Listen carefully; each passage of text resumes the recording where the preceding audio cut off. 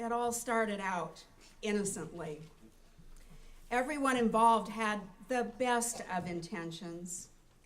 One of the neighborhood children invited me to a Bible study class that her mother was teaching in their home every Wednesday afternoon.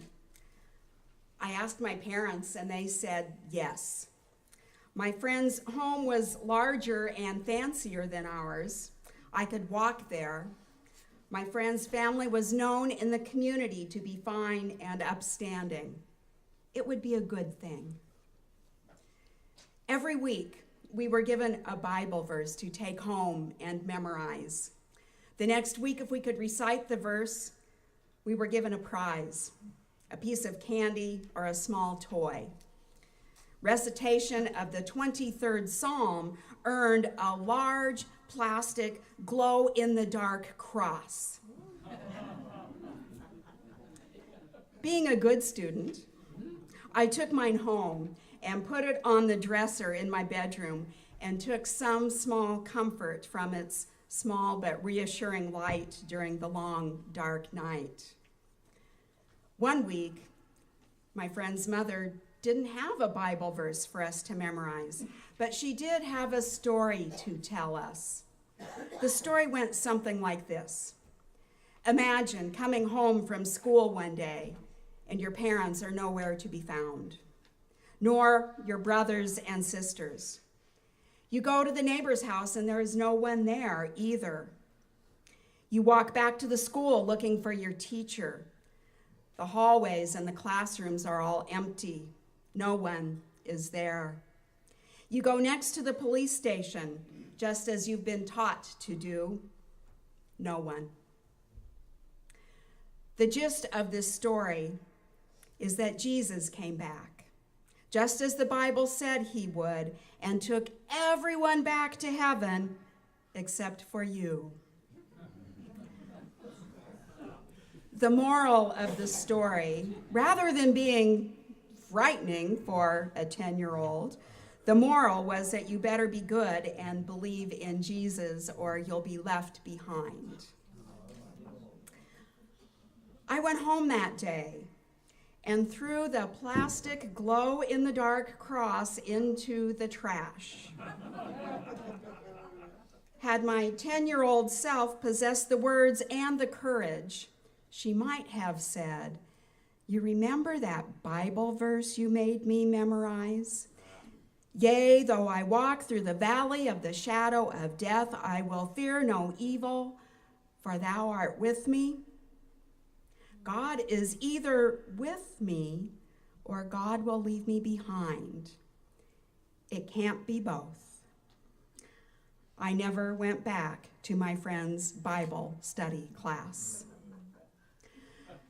Though I didn't have the language to articulate my thoughts and feelings that day, something in me knew that I could not be faithful to a God who would not be faithful to me. I knew I couldn't put my trust in a God who would leave a small child abandoned over matters of belief, or for any other reason for that matter. By that defiant act, my 10-year-old self laid the first stone in what would become an enduring temple of faith. I was a Universalist even then and didn't know it. An old story tells of 3 stonecutters who were asked what they were doing. The first replied, "I'm making a living." The second kept on hammering while he said, "I'm doing the best job of stone cutting in the entire country." The third one looked up with a visionary gleam in his eye and said, "I'm building a cathedral." The great cathedrals of Europe took centuries to build. You get the sense from this story that each of the stonecutters knew that they would not live long enough to see their labor come to complete fruition. Still, each man had skin in the game. There was something in it for each of them. They were invested, but not equally. We can assume that they were all being paid for their labor. The first saw his work only as a means to earn a wage and put a roof over his head and food on his table. The second man took his work beyond merely making a living. He saw his work as a way to gain respect and a reputation as the best stonecutter in the entire country. He likely puts more of himself into his work because he sees himself as getting more out of it in return. The third man has the most skin in the game of all three. He's invested the most of all because he understands that he is contributing to something larger than himself. He's building a cathedral, after all.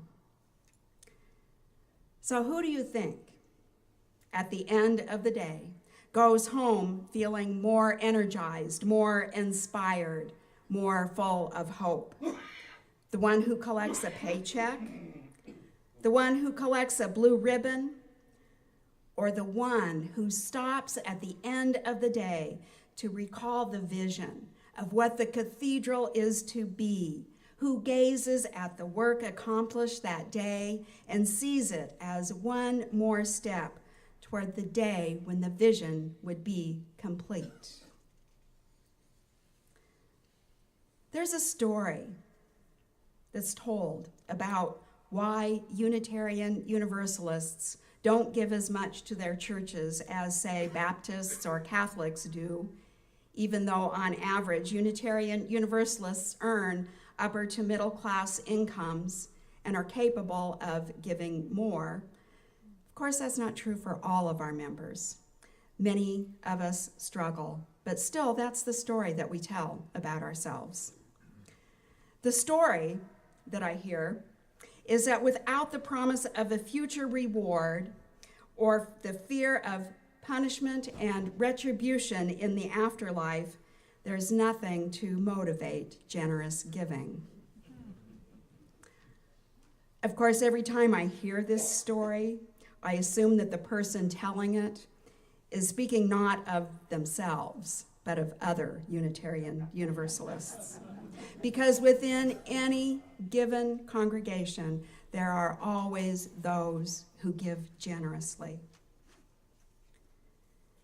While there's some truth in this story, mostly I think it sells us short as individual people and as a community of faith. Ours is a message of hope, not hell, love, not fear. While there's truth in this story, I think it sells us short. The implication is that our message somehow makes us somewhat lazy and complacent when it comes to our own faith tradition, our own sacred home. The implication is that our message somehow makes us less willing to put skin in the game of building the institution, the home that will shelter our faith now and for generations to come. I think, though, that the story has less to do with Unitarian Universalists than it has to do with the larger American culture. So does anybody know the name Dan Pallotta? I'm going to tell you about Dan Pallotta. He's the person behind the creation of the multi-day charitable event fundraising model, and he's raised $581 million in 10 years. In a recent TED Talk, Dan Pallotta said that charitable giving has remained stuck at 2% of the gross domestic product since the 1970s. Turns out that Americans in general aren't all that generous. Pallotta's goal as a social entrepreneur is to transform the way society thinks about charity and giving and change. He says that everything the donating public has been taught about giving is dysfunctional. And I see the stewardship chair leaning in closer. I was told you were the stewardship chair.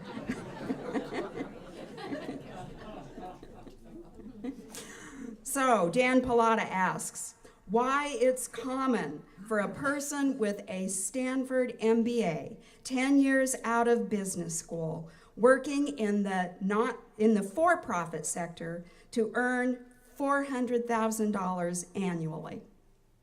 Compare that to the CEO of a medical charity earning $232,000, nearly half, and the CEO of a hunger charity earning $84,000 a year.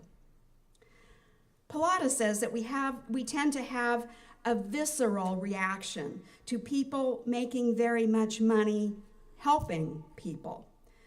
But we don't have that same visceral reaction to people making lots of money not helping people. How is it that we've come to this dichotomy of having to choose between doing well for your family and doing good for the world? Pallotta blames it on the Puritans. He draws a direct connection to our Puritan heritage. The Unitarian Universalism we know and enjoy in our country today is the result of the rejection of the Calvinist doctrines of the Puritans. The Puritans taught a doctrine of total human depravity, that the human condition was beyond redemption, except for the elect, those God had preordained for salvation. This left the Puritans with a certain amount of existential anxiety, not knowing if they were among the elect or not. Wealth and prosperity were seen as signs that one was among the elect, but one could not be too prosperous because that would be seen as ostentatious, and the Puritans were a pious people. We are who we are today because Unitarians and Universalists rejected these notions, saying that we are not born into original sin and depravity, but born with original blessing, with inherent goodness, and that salvation is not just for a few, but for all. All are chosen, and all are saved. Thomas Starr King, ordained as both a Unitarian and a Universalist in the early 19th century, summed it up by saying, the Universalists believed that God was too good to damn them, and the Unitarians believed that they were too good to be damned. We laugh because we hear the truth in that, right? It's been said that if you scratch the surface of a Unitarian Universalist, what you'll find underneath is a Puritan. We're kissing kin on the religious family tree. New England Unitarians were Puritans before they were Unitarians. It's in our spiritual DNA. I think we have within us, all of us, we all have what I call a latent or dormant Calvinism that periodically awakens when we yearn to be part of the elect, those chosen for the good life and prosperity, and that success and prosperity are somehow proof of our worth. The Puritans supported the church through the purchase of pews, or a pew tax. So what that means in practice is that you would have all purchased your chairs, and that's how the church would have been supported. We don't do that anymore because the practice was directly tied to the doctrine of the elect. The Puritans gave to their churches through that pew tax, and they also gave to charity, partly as an act of piety and partly as an act of penitence, but they did give to charity. The mistake that we make today is that we too often think of the church as just another nonprofit doing good work, instead of a religious and spiritual institution with a mission and a message, a mission to humanize the world, to make the world a more humane place through our message of love and hope. We're schooled these days in a certain way of evaluating the charities we give to, examining their budgets to make sure they aren't spending too much on administrative costs and overhead. And I'm here to tell you that any nonprofit that is able to keep these costs low is not paying their administrative staff a fair wage, and that they are crippling their ability to do as much good in the world as if they didn't have to be so stingy with things like heat and office supplies. I've heard of nonprofit administrators dumpster diving for their profit, for their office supplies. So we sell ourselves short if we approach funding of our congregations in the same way. Dan Pallotta, who helped fund the Women's Walk for breast cancer, asked women not to walk 5 or 10 miles, but 60 miles. He says, the next time you're looking at a charity, don't ask about the rate of their overhead. Ask about the scale of their dreams. He says that we make the mistake of asking people for the minimum they can give when people yearn to be challenged, to be asked for the most and the best they can give. What is the scale of your dreams for this church? Are we, as a faith tradition, merely providing spiritual services to consumers? Or are we building a cathedral, a sacred home that transcends our individual lives, a place that nurtures and sustains us with its message of hope and calls us into the world to be of use? When I think of my 10-year-old self, the child on a search for a God worthy of her faithfulness, I can't help but wonder how things would have been different if I had been invited to a Unitarian Universalist religious education class instead of a Southern Baptist Bible class.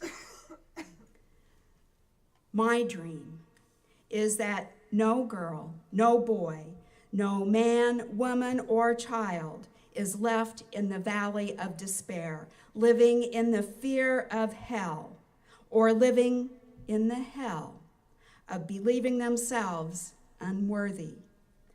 My dream is that we keep building this cathedral with stones of truth, reason, hope, and love, hand in hand, until our message of hope shines as a beacon for all to see, now and for generations to come. Will you join me in this dream? Oh, you can say it louder than that. Will you join me in this dream? Yes. Amen, and may it be so.